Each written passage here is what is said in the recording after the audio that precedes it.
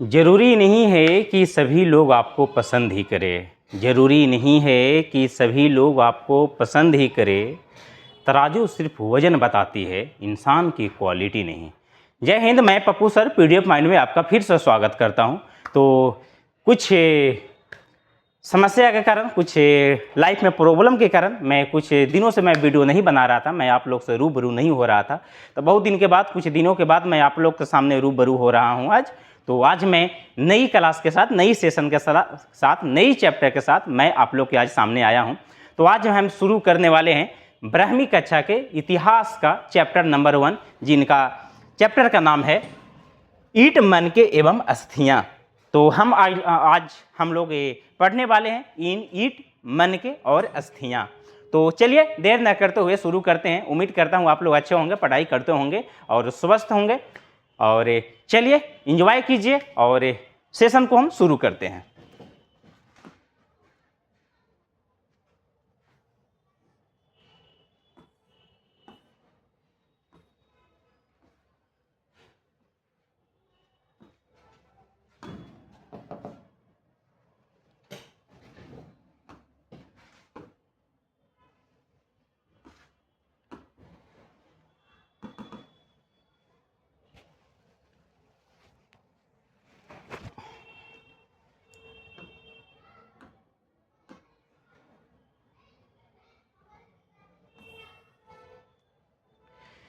चलिए तो आज का पहला सेशन हम लोग शुरू करते हैं 12वीं कक्षा के इतिहास का पहला चैप्टर, जिनको नाम है ईंट, मनके और अस्थियां।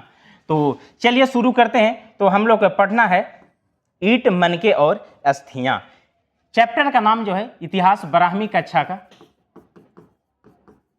कक्षा का इतिहास हम लोग पढ़ने जा रहे हैं। और इतिहास का जो पहला चैप्टर है, उस पहले चैप्टर का नाम है ईंट, मनके एवं अस्थियां।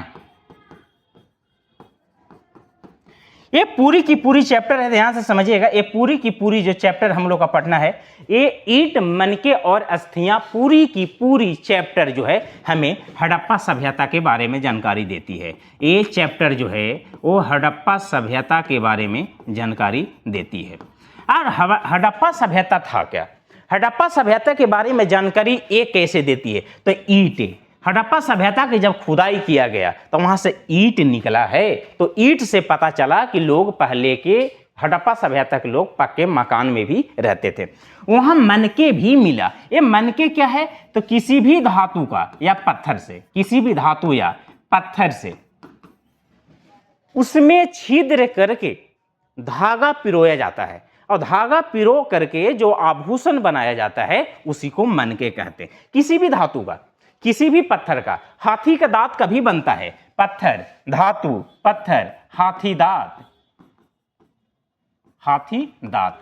तो हाथी दांत या धातु या पत्थर में छिद्र करके उसमें धागा पिरो करके माला बनाया जाता था, आभूषण बनाया जाता था, उसी को कहते हैं मनके। अस्थियां के मतलब क्या होता है? हड्डी होता है। क्या होता है? हड्डी होता है। तो कहने का मतलब क्या है कि हड़प्पा सभ्यता की जो प्रमाण है, जो हड़प्पा सभ्यता जो निकली, हड़प्पा सभ्यता ईंट से, हड़प्पा सभ्यता की जब खुदाई किया गया तो वहां से ईंट निकला, वहां मनके मिला, और मनके के साथ साथ अस्थियां भी मिला। मतलब कि लोगों की हड्डियां मिला, जानवरों की हड्डियां मिला। तो इसको कहते हैं हड़प्पा सभ्यता। हड़प्पा सभ्यता को सिंधु घाटी सभ्यता भी कहते हैं। क्या? कौन सभ्यता? सिंधु घाटी सभ्यता। सिंधु घाटी सभ्यता क्यों कहते हैं? हड़प्पा सभ्यता को हड़प्पा क्यों कहा गया? हड़प्पा सभ्यता को ही सिंधु घाटी सभ्यता क्यों कहा गया? इसका बड़ा ही एक दिलचस्प कहानियां है। तो चलिए हम लोग शुरू करते हैं। चैप्टर में बता दिया कि ईंट, मनके एवं अस्थियां। ईंट मतलब होता है ईंट, जो आप लोग सभी जानते हैं। मनके मतलब होता है धातु का, पत्थर का या हाथी दांत का, उसमें छेद करके धागा पिरोया जाता है, उससे आभूषण बनाया जाता है, उसी को मनके कहते हैं। अस्थियां के मतलब हम लोग जानते हैं कि अस्थियां के मतलब हड्डी होता है। क्या होता है? हड्डी होता है। तो चलिए देर न करते हुए हम लोग शुरू करते हैं।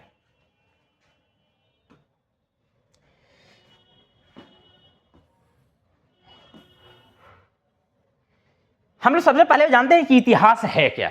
इतिहास। इतिहास किसे कहते हैं? तो हिस्ट्री शब्द का जो अर्थ होता है वो हिस्टोरी होता है, जो शब्द ग्रीक भाषा का शब्द है। अब देखिए ध्यान से, ये हिस्ट्री है, हम कह रहे हैं कि ये हिस्ट्री है। तो हिस्ट्री जो शब्द है वो किस भाषा का शब्द है? तो कहा गया कि एक ग्रीक भाषा का शब्द है। किस भाषा का शब्द है? तो ग्रीक भाषा का शब्द है। अब ये ग्रीस भाषा जो है वो हिस्टोरिया से लिया गया है। काची से लिया गया? हिस्टोरिया से लिया गया। हिस्टोरियस या हिस्टोरिया। हिस्ट्री जो शब्द है वो ग्रीक भाषा का शब्द है, याद रखिएगा। हिस्टोरी यानी कि इतिहास, इतिहास जो है, हिस्ट्री जो है वो ग्रीक भाषा शब्द का है। अब ग्रीक भाषा में हिस्टोरियो क्या कहा गया? हिस्टोरियस कहा गया। अब कहने का मतलब कि इतिहास जो है, इतिहास का लेखन, इतिहास का लेखन, इतिहास का लेखन कहने का मतलब क्या हुआ कि इतिहास का लेखन का शुरुआत कैसे हुआ, इतिहास कैसे लिखा गया। तो इतिहास का लेखन जो है वो प्राचीन यूनान से हुआ था। कहां से हुआ? प्राचीन यूनान से हुआ था, प्राचीन यूनान से हुआ। हिस्टोरी जो है वो ग्रीक भाषा का शब्द है जो हिस्टोरियस शब्द से लिया गया है।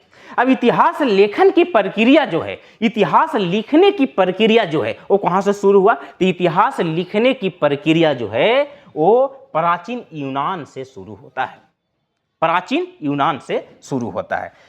इतिहास का जो पिता है, इतिहास का जो पिता,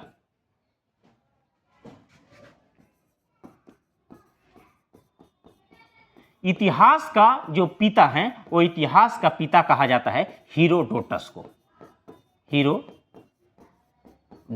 को इतिहास का पिता कहा जाता है। इतिहास का पिता किसे कहा जाता है? तो इतिहास का पिता हीरोडोटस को कहा जाता है। हीरोडोटस ने एक किताब लिखा था।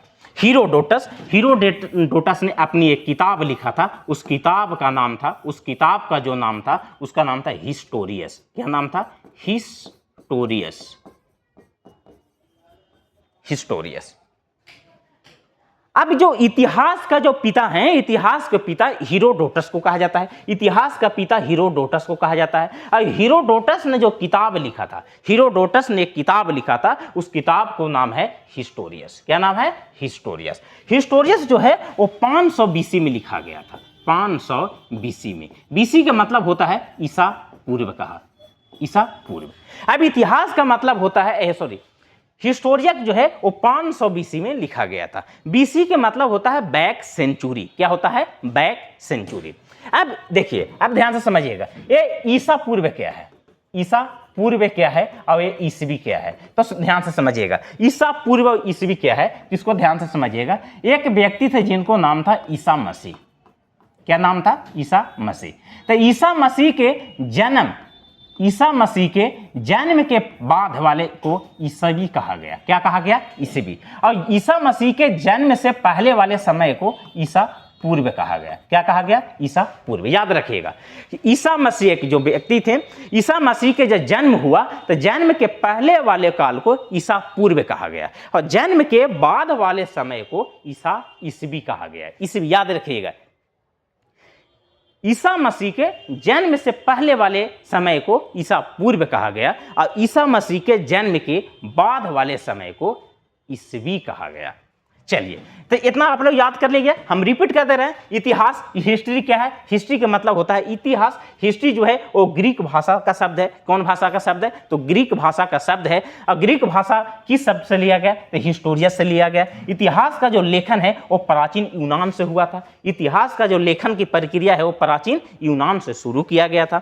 इतिहास का पिता हीरोडोटस को कहा जाता है। इतिहास का पिता किन्हें कहा जाता है? तो हीरोडोटस को कहा जाता है इतिहास का पिता।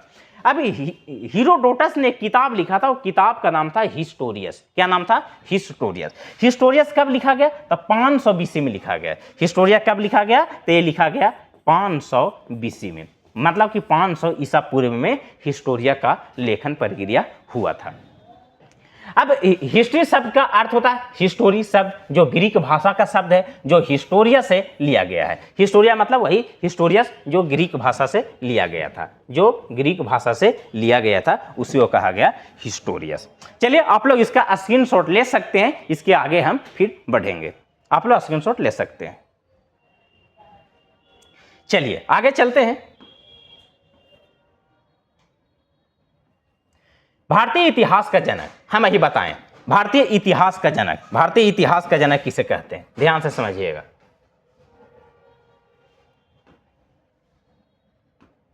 भारतीय इतिहास का जनक, इतिहास का जनक, इतिहास के जनक जो है, इतिहास का जो पिता है वो हीरोडोटस को कहा जाता है, हीरोडोटस को कहा जाता है। हीरोडोटस ने एक किताब लिखा था जिसको नाम था हिस्टोरियस। हिस्टोरियस जो है, हिस्टोरिया जो किताब है, वो किताब 500 बीसी में लिखा गया था। अब इतिहास का जो पिता है, इतिहास का जो जनक है वो हीरोडोटस को कहा जाता है। और हीरोडोटस जो है एक किताब लिखे थे, उस किताब का नाम था हिस्टोरियस। और हिस्टोरियस जो है 500 ईसा पूर्व में लिखा गया था। एक मिनट,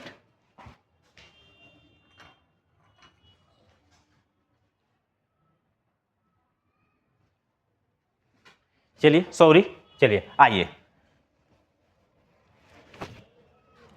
चलिए आगे चलते हैं। भारत में इतिहास लेखन के परंपरा की शुरुआत कलहन ने किया था। अब देखिए, कलहन एक व्यक्ति था,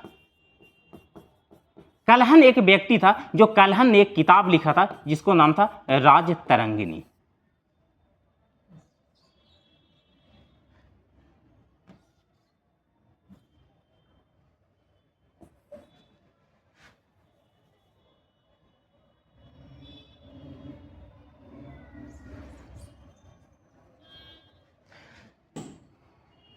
कलहन, कलहन एक व्यक्ति है,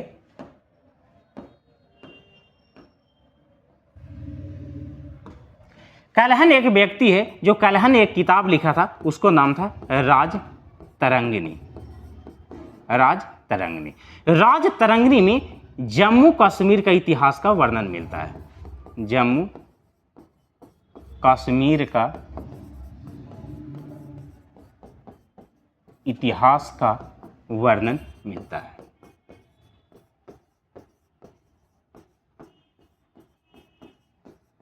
है। अब देखिए ध्यान से, इतिहास का पिता हम बता चुके हैं, इतिहास का पिता हीरोडोटस कहा जाता है। हीरोडोटस ने जो किताब लिखा था उसको नाम था हिस्टोरियस, जो 500 बीसी में लिखा गया था। अब इतिहास लिखने की जो परंपरा है, जो इतिहास लिखने की जो कला है, कब से इतिहास लिखा गया, तो कब से लिखा गया, तो इतिहास लिखने की परंपरा जो है वो कलहन नामक व्यक्ति ने किया था। क्या किया था? कलहन। एक कलहन नाम का व्यक्ति था, इतिहासकार था, जो इतिहास लिखने की परंपरा को शुरू किया। और कहां से किया? तो राजतरंगिणी से किया। कहां से? राजतरंगिणी से किया।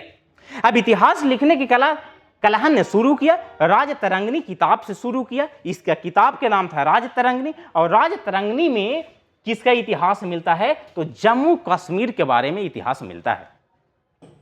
अब बहुत बड़ा फेमस क्वेश्चन आता है ऑब्जेक्टिव टाइप का कि राजतरंगिणी का लेखक कौन है? तो कलहन। राजतरंगिणी में किसका इतिहास मिलता है? तो जम्मू कश्मीर का इतिहास मिलता है।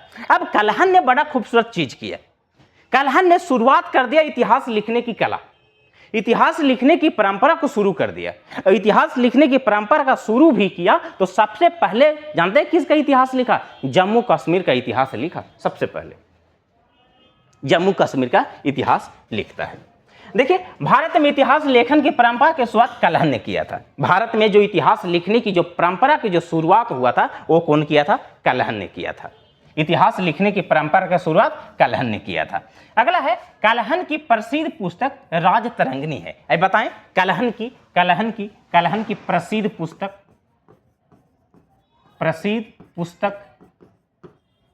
राजतरंगिणी है। कौन है? राजतरंगिणी है। अब राजतरंगिणी में किसका मिलता है? तो राजतरंगिणी में जम्मू कश्मीर का इतिहास मिलता है। किसका? जम्मू कश्मीर। तो कलहन की जो प्रसिद्ध पुस्तक है उसका नाम क्या है? उसका नाम है राजतरंगिणी।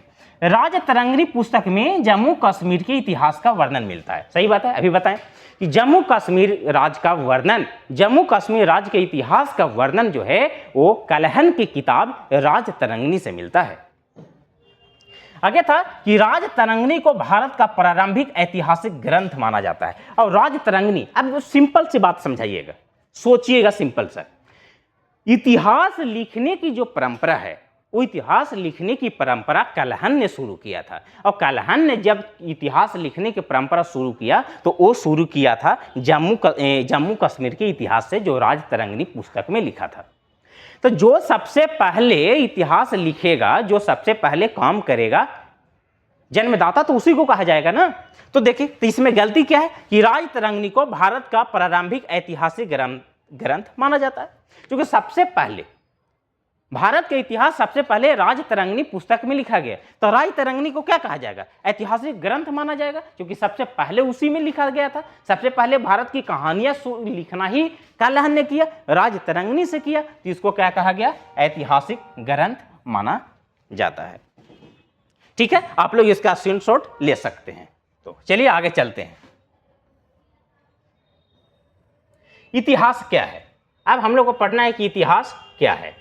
इतिहास कहते किसको है? सबसे पहले तो हम आप लोग को बताना चाहें कि इतिहास है क्या वो। तो इतिहास जो है वो 3 प्रकार का होता है। इतिहास 3 प्रकार है। पहला को कहा गया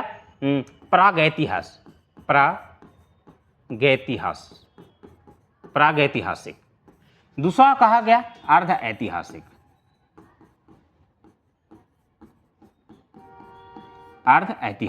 और तीसरा कहा गया ऐतिहासिक।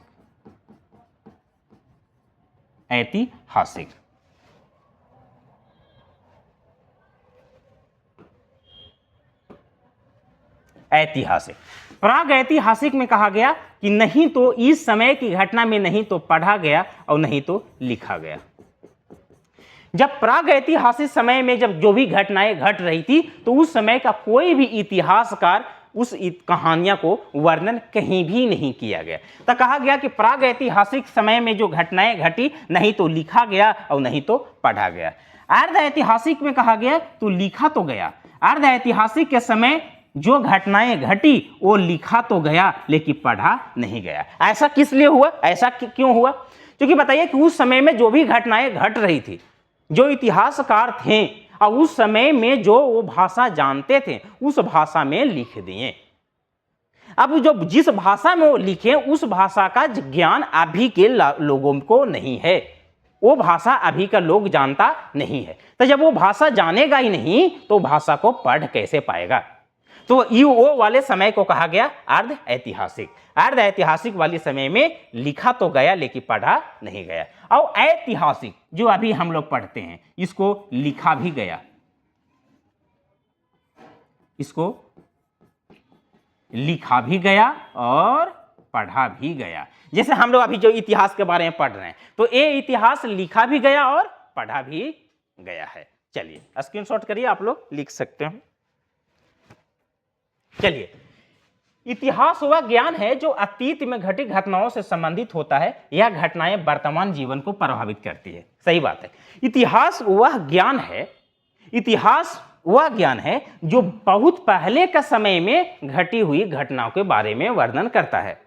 जो बहुत सालों, लाखों, हजारों, करोड़ों वर्ष पहले जो घटनाएं घटी थी उसी को वर्णन इतिहास में किया जाता है। और वो वाले घटना को पढ़ने के बाद, वो वाले समय को पढ़ने के बाद, वो वाले इतिहास को पढ़ने के बाद हमारे अभी वर्तमान जीवन को बहुत प्रभावित करता है। बहुत सारे ऐसे लोग होते हैं जो इतिहासकारों के किताब को पढ़ने के बाद उसके बातों पर अमल कर जाते हैं, उसके बाद से इतना प्रभावित हो जाते हैं कि उन्हीं के रास्ते को अपना लेते हैं, उन्हीं के रास्ते पर चलना शुरू कर देते हैं। तो पहले वाला जो समय था, जो पहले जो इतिहास में घटनाएं घटी थी, वो कहानियां, वो पुस्तकें पढ़ने के बाद अभी के वर्तमान जीवन को भी प्रभावित कर देता है।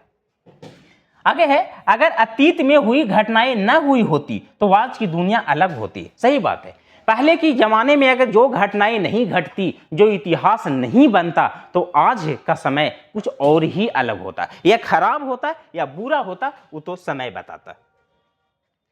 चलिए आगे चलते हैं।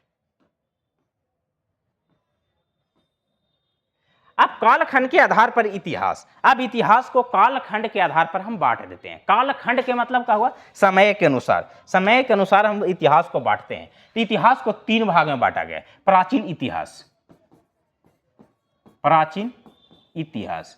अब कहा गया कि प्राचीन इतिहास जो सबसे जो पहले सबसे पहले जो घटनाएं घटी उसको कहा गया प्राचीन इतिहास। अब प्राचीन इतिहास का जो समय था वो आरंभ से 712 ईस्वी तक था। 712 ईस्वी तक था। जो चंद्रगुप्त मौर्य हम लोग पढ़ें, मगध साम्राज्य पढ़ें, मोहम्मद बिन कासिम के बारे में जो पढ़ते हैं वो आता है प्राचीन इतिहास में। मध्यकालीन इतिहास में जैसे इसमें कहेगा प्राचीन इतिहास में कौन कौन सी आएगा, तो हम कह सकते हैं मगध साम्राज्य, हम कह सकते हैं मोहम्मद बिन कासिम का समय। मध्यकालीन में कौन आएगा, तो मध्यकालीन का इतिहास जो है, मध्यकालीन का जो समय है वो 712 ईस्वी से लेकर के 1757 तक, 1757 तक। अब 712 से लेकर 1757 तक, 1757 इसमें मोहम्मद बिन कासिम नहीं होगा, सॉरी। 1757 के समय समझिए कि पलासी का युद्ध हुआ था। पलासी का युद्ध कब हुआ था, 1757 में। एक होता है आधुनिक इतिहास जो अब पढ़ रहे हैं। अब तो कालखंड के आधार पर, समय के आधार पर, समय के अनुसार इतिहास को हम 3 भाग में बांटते हैं। पहला को कहते हैं प्राचीन इतिहास, जिसमें हम मौर्य प्रशासन पढ़े, जिसमें हम मगध साम्राज्य को पढ़ते हैं, वो आता है प्राचीन इतिहास। प्राचीन इतिहास का समय चलता है शुरुआत से लेकर 712 ईस्वी तक। फिर आता है मध्यकालीन इतिहास, जिसका समय चलता है 712 से 1757 तक। याद कीजिए 1757 में पलासी का युद्ध हुआ था। आगे है आधुनिक इतिहास, जो हम लोग अभी वर्तमान समय में इतिहास को पढ़ रहे हैं, उसको कहते हैं प्राचीन इतिहास। आप लोग स्क्रीनशॉट कर सकते हैं। हाँ, एक है कि पढ़ते समय कॉपी और कलम को लेकर जरूर बैठिए। कॉपी कलम को लेकर बैठने से मजा, पढ़ने का अलग ही मजा आता है। आप लोग को नोट कर सकते हैं, कॉपी पर नोट रहे तो कभी भी बैठ कर आप उसको रिवाइज कर सकते हैं। और जो हमारे चैनल पर नए हैं वो सब्सक्राइब कर दिया कीजिए और बेल आइकन को जरूर दबा दिया कीजिए, जो आप लोग को नोटिफिकेशन सबसे पहले आपके तक पहुँचे। जैसे कहा जाता है कि एक बड़ा अच्छा एक कोट था, जो हमने कोट लिखा था कि घमंड किस बात का करना माधव, घमंड किस बात का करना माधव, ये दुनिया अनजान किताब की तरह है, जिसे पता भी नहीं है कि अगले पन्ने में क्या लिखा हुआ है। तो जिंदगी ऐसे ही चलती है, किसी को नहीं पता है कि आगे वाले जिंदगी में आने वाला समय में मेरे साथ क्या हो जाएगा। तो बहुत अच्छा कोट था कि घमंड किस बात का करे माधव, घमंड किस बात का करे माधव, जिंदगी एक अनजान किताब की तरह है, जिसमें पता नहीं कि अगले पन्ने में क्या लिखा हुआ है। तो जिंदगी का पता नहीं है, इसलिए एंजॉय करिए और पढ़ते रहिए। चलिए आगे चलते हैं। सिंधु घाटी सभ्यता। अब जो हम लोग को जो चैप्टर जो पढ़ना है वो पढ़ना है सिंधु घाटी सभ्यता। सिंधु घाटी सभ्यता के बारे में जो पढ़ना है, तो चलिए हम लोग पढ़ते हैं। हेडलाइन है कि सिंधु घाटी सभ्यता कब और कहां थी। मतलब सिंधु घाटी सभ्यता कब बना, कैसे बना, कहां था। पहला समय 2600 ईसा पूर्व से सिंधु घाटी सभ्यता, सिंधु घाटी सभ्यता। यह सिंधु घाटी सभ्यता कब बना, तो सिंधु घाटी सभ्यता के जो समय था वो 2600 ईसा पूर्व से 1900 ईसा पूर्व तक। मतलब समझ रहे हैं, मतलब ये 700 वर्ष का इतिहास है। सिंधु घाटी सभ्यता जो है वो 700 वर्षों का इतिहास है। 2500 ईसा पूर्व से 1900 ईसा पूर्व तक, मतलब कि 700 इसका इतिहास चला है। आगे है समय 2600 ईसा पूर्व से 1900 ईसा पूर्व तक। स्थान सिंधु नदी और उसकी सहायक नदियों के किनारे। अब जो सिंधु घाटी जो है वो सिंधु घाटी जो है वो सिंधु नदी के किनारे था, सिंधु नदी के किनारे, सिंधु नदी के किनारे। अगला है प्रकृति मतलब बनावट कैसा था, यह नगरीय सभ्यता था। और सिंधु घाटी कैसा था, तो सिंधु घाटी जो था वो नगरीय सभ्यता था, नगरीय सभ्यता था। मतलब कि शहर जैसा। सिंधु घाटी सभ्यता में जो घर मकान जो बनाए गए थे वो बड़ा ही खूबसूरत था, उसका डिजाइन बड़ा ही, उसका स्ट्रक्चर बड़ा ही बेहतरीन था। अभी के समय में अगर हम नगर नियोजन की बात करें, नगर विकास की बात करें, तो अभी के समय में बड़े बड़े शहर में जो सेक्टर होते हैं ना, सेक्टर जैसे नोएडा सेक्टर हो गया, मुंबई सेक्टर हो गया, कलकत्ता सेक्टर हो गया। तो सेक्टर वाला इलाका बहुत महंगा भी कीमत है, उसका दाम है। तो पहले का जो सिंधु घाटी सभ्यता का जो नगर नियोजन था वो अभी के समय में सेक्टर हम उसको कह सकते हैं। इसलिए इसे भारत की सबसे प्राचीन और विकसित सभ्यताओं में से गिना जाता है। इसलिए कहने का मतलब क्या है कि सिंधु घाटी सभ्यता इतना विकसित था, इतना विकसित था, नगरीय प्रशासन व्यवस्था था, इसमें नगरीय था सिंधु घाटी सभ्यता, शहरी था, देहात वाला नहीं था, गांव का बनावट नहीं था, गांव जैसा स्ट्रक्चर नहीं था। सिंधु घाटी सभ्यता जो था पूरी तरह से शहरी था, पूरी तरह से शहरी, बड़ा मजेदार, बहुत खूबसूरत सिंधु घाटी सभ्यता था। चलिए आगे चलते हैं। खोज की रोचक कहानियां। अब खोज की रोचक कहानियां क्या है, मतलब सिंधु घाटी सभ्यता की खोज कैसे हुआ। तो कहने का मतलब है कि सिंधु सबसे पहले हड़प्पा सभ्यता की, इसको हड़प्पा सभ्यता कहा गया, हड़प्पा सभ्यता। अब हड़प्पा सभ्यता की खोज कैसे हुआ, छोटी सी एक कहानी है तो समझे। हड़प्पा सभ्यता की खोज एक व्यक्ति जो थे 1826 में कार्ल मेंसन नाम का व्यक्ति थे। तो वो कनिंघम नाम का व्यक्ति था जो हड़प्पा नामक गांव में गया। ये हड़प्पा कहाँ है, तो ये पाकिस्तान में है, अभी वर्तमान में कहाँ है, पाकिस्तान में। तो जब हड़प्पा नामक गांव में जब घूमने गए, टहलने गए, तो वहां देख रहे हैं ना कि हड़प्पा के गांव के लोग, औरतें, महिलाएं जमीन के अंदर से ईंट निकाल रहा है। तो ये सोचे कि जमीन के अंदर से ईंट निकाल रहा है, उसी ईंट को लेकर जा रहा है। तो सोचे कि भाई ये क्या है, जमीन के अंदर से ईंट कैसे निकल रहा है, वो ध्यान नहीं दिए। फिर 1853 में लाहौर से कराची तक, याद कीजिएगा, लाहौर से कराची तक 1853 में लाहौर से कराची तक रेलवे लाइन की पटरियां बिछाई जा रही थी। तो रेलवे लाइन की पटरियां जब बिछाई जाए तो खुदाई किया जा रहा था मशीनों से। तो जब खुदाई किया जा रहा था तो देखा कि वहां पर ना ईंट निकल रहा है जमीन से। शौक हो गया वही व्यक्ति, जमीन से अंदर कैसे निकल रहा है, जमीन के अंदर से ईंट कैसे निकल रहा है। लेकिन फिर भी उसको इग्नोर कर दिया, उसको छोड़ दिया। तो हड़प्पा सभ्यता की खोज अगर इस समय अगर ये सब जो व्यक्ति देखे थे, वो सब व्यक्ति अगर इस पर विशेष करके ध्यान देते तो हड़प्पा सभ्यता की खोज उसी समय हो गया होता। वर्ष 1921 में पहली बार इस सभ्यता के अवशेष मिले। सबसे पहले खुदाई हड़प्पा का हुआ। अब सबसे पहले जिस शहर का खुदाई हुआ वो 1921 में हुआ और इसको सबसे पहले हड़प्पा का हुआ। सबसे पहले किसका हुआ, हड़प्पा सभ्यता, हड़प्पा नामक गांव का। हड़प्पा कहाँ है, तो पाकिस्तान के एक जगह है, गांव है जिसको नाम है हड़प्पा। तो सबसे पहला अवशेष किस शहर का मिला, क्वेश्चन पूछेगा कि हड़प्पा सभ्यता की खुदाई में सबसे पहला अवशेष हड़प्पा को मिला, 1921 में मिला। क्यों, कौन, किसके नेतृत्व में खुदाई हुआ, तो दयाराम साहनी।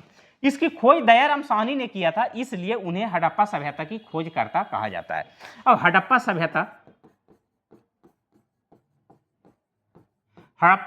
की खोजकर्ता हड़प्पा सभ्यता की खोजकर्ता 1921 में किए थे, जिनको नाम था दयाराम दयाराम साहनी को हड़प्पा सभ्यता का खोजकर्ता कहा जाता है। चलिए आप लोग स्क्रीनशॉट ले लीजिए।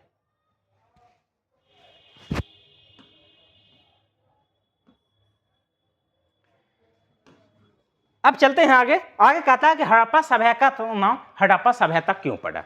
अब हड़प्पा सभ्यता का नाम हड़प्पा क्यों पड़ा, क्योंकि एक सिंधु नदी था और एक सरस्वती नदी था और एक जमुना नदी था। यह था सरस्वती नदी। अब कहा गया कि जब हड़प्पा सभ्यता की जब खोज किया गया तो हड़प्पा सभ्यता की खोज में सबसे अधिक जो शहर निकला, खुदाई के दौरान जो सबसे ज्यादा जो शहर निकला वो सिंधु नदी के किनारे वाला इलाका में मिला। सिंधु नदी, अब ध्यान से समझिएगा, सिंधु नदी से हड़प्पा सभ्यता के लोग खेती करते थे। क्या करते थे, खेती करते थे। इसी से सिंचाई का व्यवस्था था, इसी से परिवहन का व्यवस्था था, इसी में मत्स्य पालन करते थे, मत्स्य पालन किया करते थे, इसी से व्यापार किया करते थे, व्यापार करते थे। और सबसे ज़्यादा जो खुदाई के जो निकला, सबसे ज़्यादा खुदाई के दौरान जो शहर निकला वो सिंधु नदी के किनारे, ये सिंधु नदी है, तो सबसे ज़्यादा जो शहर निकला वो सिंधु नदी के किनारे वाला इलाका में मिला। सिंधु नदी से ही व्यापार करते थे, सिंधु नदी में ही मछली पालन करते थे, सिंधु नदी से परिवहन का काम करते थे, सिंधु नदी से खेती करते थे, सिंधु नदी से सिंचाई का व्यवस्था करते थे। तो हड़प्पा सभ्यता के लोग सबसे ज्यादा इस्तेमाल, सबसे ज्यादा प्रयोग सिंधु नदी का किया करते थे, और सबसे ज्यादा प्रयोग सिंधु नदी के करने के चलते हड़प्पा सभ्यता का नाम सिंधु घाटी सभ्यता कर दिया गया। क्योंकि सबसे पहले जानकारी हड़प्पा नामक स्थान से मिली। इस सभ्यता का नाम हड़प्पा सभ्यता क्यों कहा गया? क्योंकि सबसे पहले जानकारी हड़प्पा नामक गांव से मिला था। इस स्थान के नाम पर इस पूरी सभ्यता का नाम हड़प्पा सभ्यता रखा गया। और सबसे पहला शहर कौन खोजा गया? हड़प्पा।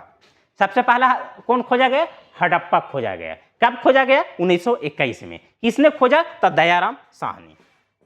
हड़प्पा सभ्यता, हड़प्पा नामक गांव का खुदाई कब हुआ? 1921 में। किसने किए? तो दयाराम साहनी ने, दयाराम साहनी ने किए। इसलिए इस पूरी सभ्यता को हड़प्पा नामक सभ्यता रख दिया गया। एक शहर के नाम पर पूरी की पूरी सभ्यता को हड़प्पा सभ्यता कर दिया गया। और हड़प्पा सभ्यता का नाम बदल के बाद में सिंधु घाटी सभ्यता कर दिया गया।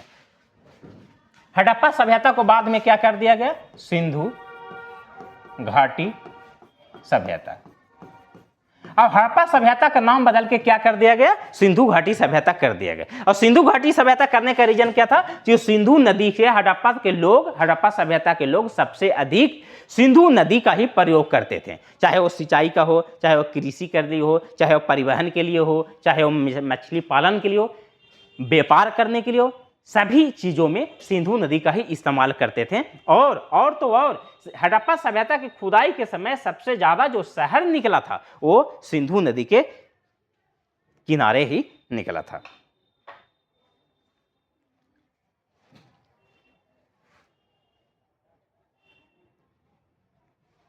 चलिए आप लोग इसको स्क्रीनशॉट कर लीजिए।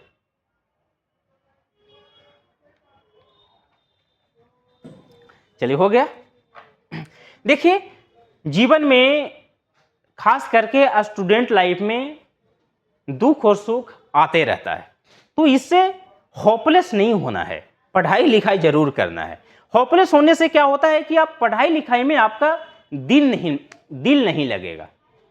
आप फैमिली समस्या को पढ़ाई के बीच में नहीं आने दीजिए, ठीक है? तो जिंदगी बहुत अच्छा चलेगा। जैसे कहा जाता है कि सारी पढ़ाई लिखाई धरी की धरी रह जाती है माधव, सारी पढ़ाई लिखाई धरी की धरी रह जाती है माधव, जब जिंदगी अपना सिलेबस बदलती है। तो टेंशन नहीं लेना है, पढ़ाई लिखाई धरी की धरी रह जाएगी तो हमको ये सोच कर नहीं रहना है कि पढ़ाई धरी की धरी रह जाएगी तो हम पढ़ाई लिखाई नहीं करें। तो ऐसा नहीं हो, पढ़ाई लिखाई जारी रखें। और हम हैं आप लोग के साथ, हम हैं तो फिर टेंशन नहीं लेना है। हम आप लोग को उस मुकाम तक पहुंचाएंगे जिस मुकाम के आप लोग हकदार हैं। तो आप लोग मेरे साथ जुड़े रहिए। हर रोज एक वीडियो बनाकर आप लोग के सामने डालता हूं, लाता हूं। तो आप लोग हमें मदद कीजिए, हमें हेल्प कीजिए, सपोर्ट कीजिए, तो आप लोग को उस मुकाम तक पहुंचाएंगे जिसका आप लोग सच में हकीकत में हकदार हैं। तो चलिए शुरू करते हैं। ये कहा जाता है ना कि जरूरी नहीं है कि सभी लोग तुम्हें अच्छा ही कहे माधव, जरूरी नहीं है कि सभी लोग तुम्हें अच्छा ही कहे माधव। तराजू सिर्फ वजन बताती है, क्वालिटी नहीं बताती। तो दुनिया क्या कह रही है, दुनिया किसको कितना ताना मार रही है, ये नहीं सोचना है। मेरा जो काम है वो काम करते चलना है। चलिए, कुछ स्टूडेंट लोग, कुछ छात्र कह रहे थे कि आप गाना गाते हैं, तो गाना गाइए। तो आप लोग के लिए हम गाना सुनाते हैं कि ओ मेरे दिल के चैन चैन आए न दिल को दुआ कीजिए, ओ मेरे दिल के चैन, चैन आए न दिल को दुआ कीजिए, अपना ही साया देख के तुम जाने जहाँ शर्मा गई, अभी तो ये पहली मंजिल है, तुम तो अभी से घबरा गए, तेरा क्या होगा सोचो तो जरा, क्या यूं तुम आहे न भरा कीजिए, ओ मेरे दिल के चैन, चैन आए न दिल को दुआ कीजिए। Thank you. तो चलिए, कैसा लगा मेरा गाना? तो चलिए आगे चलते हैं। इस सभ्यता को सिंधु घाटी सभ्यता क्यों कहते हैं? तो इस सभ्यता को सिंधु घाटी सभ्यता इसलिए कहते हैं क्योंकि सिंधु घाटी के किनारे बसी थी। यह सभ्यता जो है पूरी की पूरी सिंधु घाटी के किनारे बसी थी। सिंधु नदी के किनारे वाला इलाका में सबसे ज़्यादा खुदाई में शहर निकला था, और सबसे ज़्यादा खुदाई, देखिए ये सिंधु नदी है, तो सिंधु नदी के आसपास वाले इलाका में, देखिए आसपास वाला इलाका में हड़प्पा सभ्यता के खुदाई के समय सबसे ज़्यादा शहर निकला था, और सबसे ज़्यादा व्यापार होता था, सबसे ज़्यादा खेती होता था, सामानों का आदान प्रदान होता था। इसीलिए सिंधु घाटी को, हड़प्पा सभ्यता को सिंधु घाटी सभ्यता भी कहा गया। आगे चलते हैं। हड़प्पा सभ्यता कैसी सभ्यता थी? तो बताएं। हड़प्पा सभ्यता एक शहरी सभ्यता थी। हड़प्पा सभ्यता एक शहरी सभ्यता थी। हड़प्पा सभ्यता जो था वो दो चीजों के लिए जाना जाता था। पहला नगरीय के लिए और दूसरा जल निकासी के लिए। जल निकासी के लिए तो हड़प्पा सभ्यता जो है दो चीजों के लिए बहुत ज्यादा फेमस था। एक था नगरीय के लिए और एक था जल निकासी के लिए। तो हड़प्पा सभ्यता जो एक शहरीय और नगरीय व्यवस्था था। दूसरा है यहाँ पक्की ईंट के मकान बने थे, और हड़प्पा सभ्यता में जितना भी मकान बना था उसमें कच्चा ईंट एक भी नहीं था। सारा के सारा ईंट जो था ना वो पक्का हुआ था, पक्की ईंट का ही बनाया जाता था। सड़कों और नालियों की अच्छी व्यवस्था है, और सड़क और नाली तो इतना खूबसूरत हुआ करता था कि प्रत्येक नाली और प्रत्येक सड़क हमेशा एक दूसरे को समकोण पर काटती थी। समकोण पर काटती थी। समकोण पर काटने का मतलब क्या है कि अगर एक रोड इधर से जा रहा है तो एक रोड ऐसे ही आएगा, ऐसे आएगा। एक रोड अगर इधर से आ रहा है तो एक रोड इधर से आएगा। समझ रहे हैं? इसको कहते हैं समकोण। तो हड़प्पा सभ्यता में दो चीजें बहुत फेमस था, एक नगरीय व्यवस्था और एक था जल निकासी। तो जल निकासी में जो रोड, जो सड़क और जो नाली है, वो नाली एक दूसरे को काची पर काटती थी? समकोण पर काटती थी। हड़प्पा सभ्यता की रोड और नालियां समकोण पर काटती थी। लोग खेती और व्यापार दोनों करते थे। यहाँ हड़प्पा सभ्यता के लोग जो है वो खेती करने में बहुत मशहूर थे। हड़प्पा सभ्यता के लोग सबसे पहले कपास का खेती किए थे। काची का खेती? कपास का खेती। हड़प्पा सभ्यता के लोग खेती में सबसे पहले जो है वो कपास का खेती किए थे। कपास का खेती किए थे। हड़प्पा सभ्यता के लोग सबसे पहले कपास को अपना फसल बनाया था, फसल उपजाया था। क्या अपने समय की सबसे उन्नत व्यवस्था में से एक थी? हाँ, सही बात है। अपने समय में सबसे उत्तम व्यवस्था में से एक माना जाता था हड़प्पा सभ्यता को। उस समय जितना हड़प्पा सभ्यता जितना विकसित हुआ था उतना कोई भी सभ्यता विकसित नहीं हुआ था। चलिए स्क्रीनशॉट लीजिए आप लोग।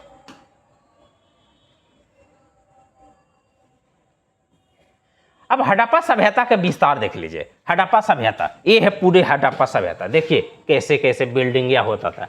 हड़प्पा सभ्यता बहुत ही विशाल क्षेत्र में फैली हुई थी। यह केवल एक शहर तक सीमित नहीं थी।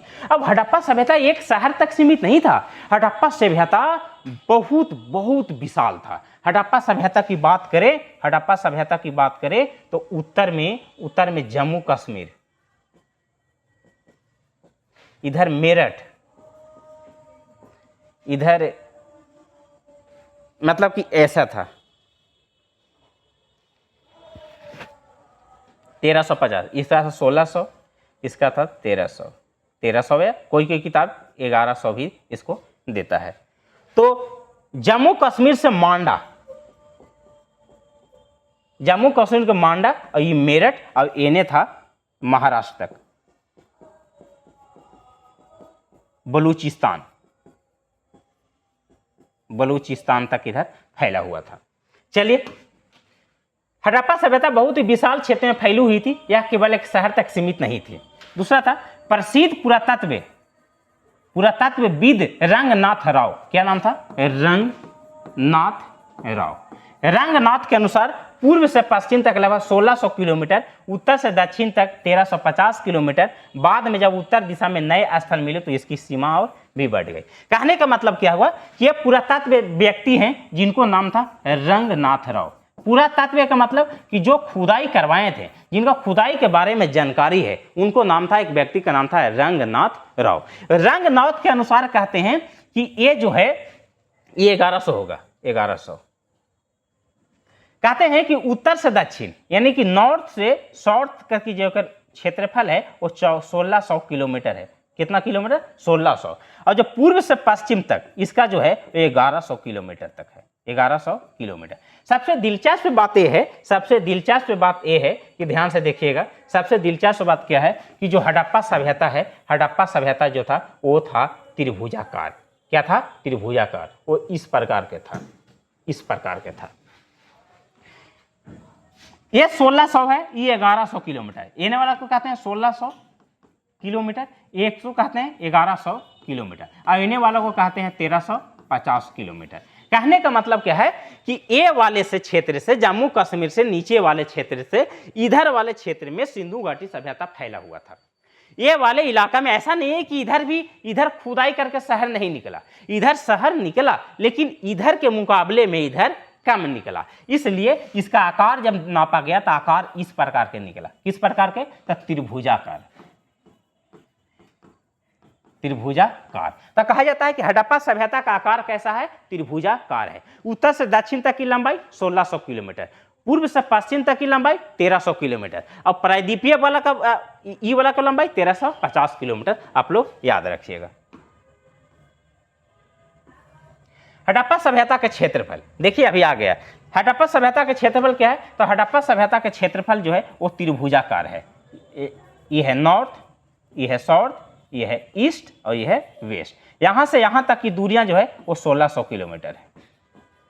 ये वाला जो है 1100 किलोमीटर है, और ये वाला को कहते हैं 1350 किलोमीटर। तो इसका आकार इस प्रकार का था, देख लीजिए।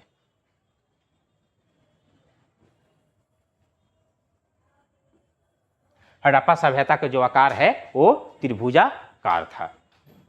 देखिए, यह सभ्यता त्रिभुजाकार क्षेत्र में फैली हुई थी। दूसरा, इस सभ्यता का क्षेत्रफल लगभग 12,99,600 किलोमीटर है, वर्ग स्क्वायर। इसको कहीं कहीं 13 लाख वर्ग किलोमीटर देता है, 13 लाख स्क्वायर किलोमीटर स्क्वायर देता है, 13 लाख किलोमीटर स्क्वायर। 12,99,600 किलोमीटर में हड़प्पा सभ्यता फैला हुआ था। सोचिए कितना विशाल था, कितना विशाल सिंधु घाटी सभ्यता था जो 13 लाख वर्ग किलोमीटर में फैला। पूरा भारत ही 87 लाख है, पूरा भारत का क्षेत्रफल ही 87 लाख है, जो में 13 लाख तो खाली सिंधु घाटी सभ्यता फैला हुआ है। सोच लीजिए।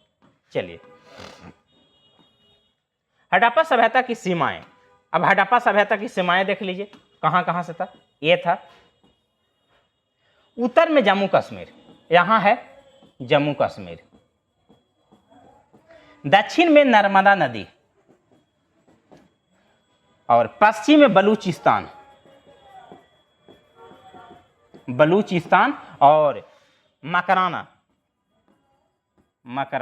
और उत्तर पूर्व में मेरठ तक। ये वाला उत्तर है ना, सॉरी, ये है उत्तर पूर्व, मेरठ तक फैला हुआ था। और ये ऐसे, सॉरी, इधर ना आता है, इधर आता है। उत्तर पूर्व में मेरठ तक फैला हुआ था। चलिए आगे। सिंधु घाटी सभ्यता का क्षेत्रफल प्राचीन मिस्र के लगभग 20 गुना था। आप ध्यान से समझिए, जिस समय सिंधु घाटी सभ्यता हो रहा था खुदाई, सिंधु घाटी सभ्यता का जिस समय सभ्यता खुदाई हो रहा था उसी समय मिस्र की सभ्यता,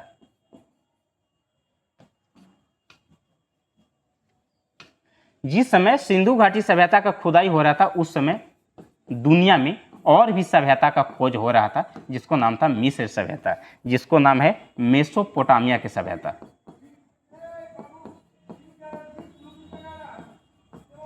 मेसोपोटामिया की सभ्यता।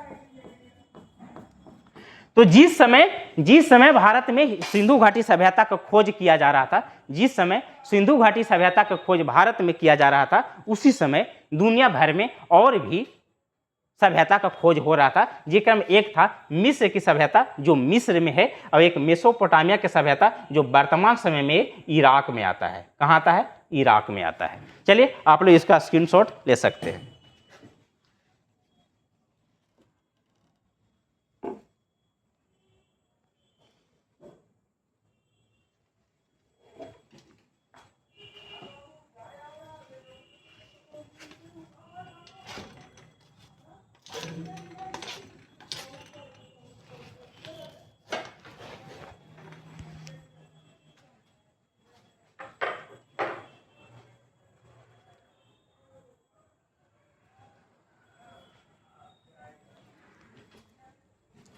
चलिए आगे चलते हैं।